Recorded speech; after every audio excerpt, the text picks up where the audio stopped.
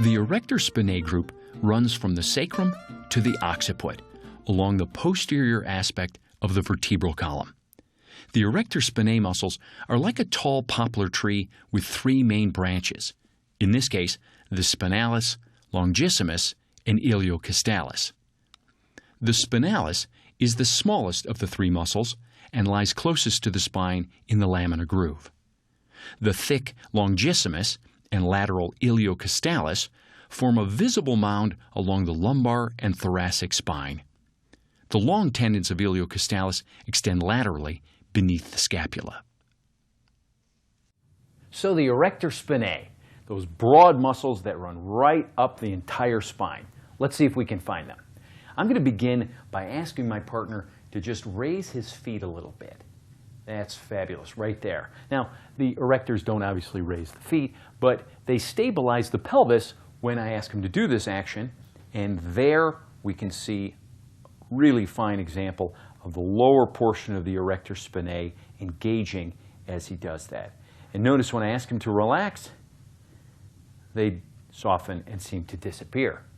Now, to engage the upper fibers, I'll ask my partner to just sort of arch his back a little bit.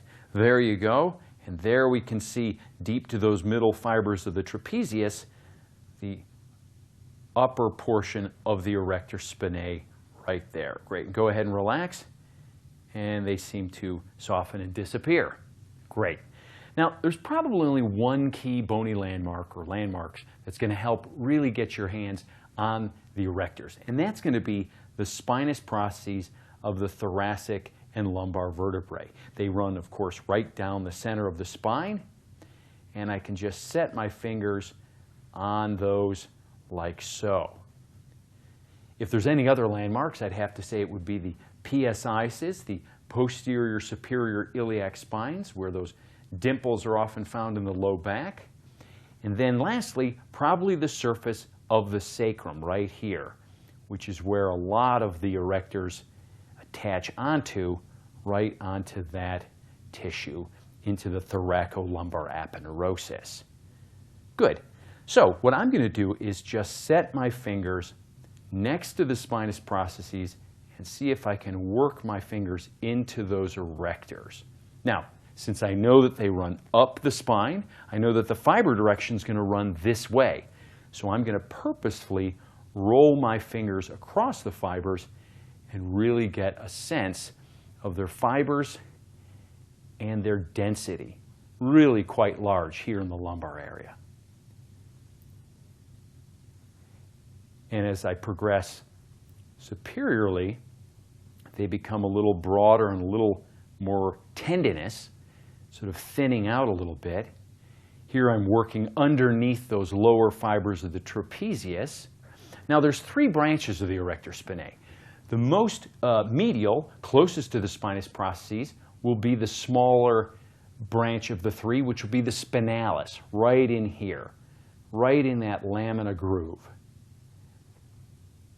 And then if I take it a step further lateral, I'm going to roll across the longissimus fibers.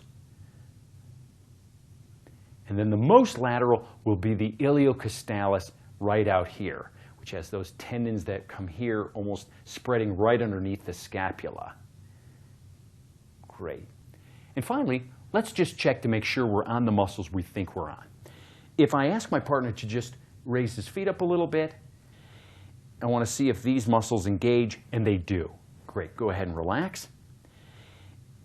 Do these fibers run vertically up the spine? Yes, they do.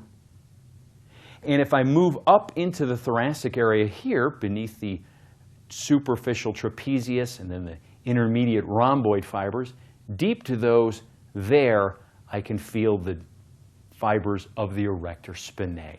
And those are just all ways that you can check to make sure that you're really feeling the erectors down the entire back.